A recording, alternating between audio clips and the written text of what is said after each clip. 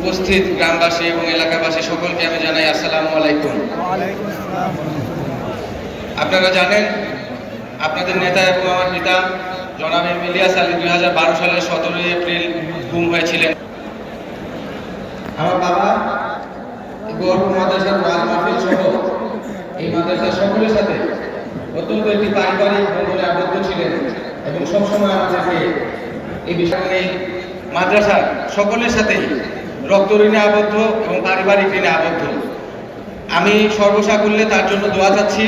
আপনারা যে যেখানে আছেন, অবস্থান করছেন, দেশে বিদেশে অবস্থান করছেন, সকলে হাত জোড় করে খাস দিলে আমার বাবা ইলিয়াস আলী সহ দিনার, জুনেদ এবং আনসার সহ সারা বাংলাদেশে সকল গুম হওয়া মানুষজনদেরকে ফিরে পাওয়ার জন্য আপনারা খাস দিলে দোয়া করবেন।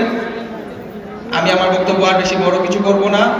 আপনারা সকলে আমার পিতা সম্পর্কে অবহিত এবং আমার পিতা আপনাদের জন্য কতটুকু ভালোবাসা রেখে গিয়েছেন এবং আপনারাও আমাদেরকে কতটুকু ভালোবাসা দিয়ে গেছেন তা আমরা প্রতিনিয়ত প্রমাণ পাই।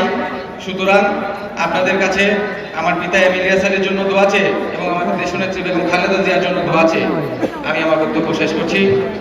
আসসালামু আলাইকুম।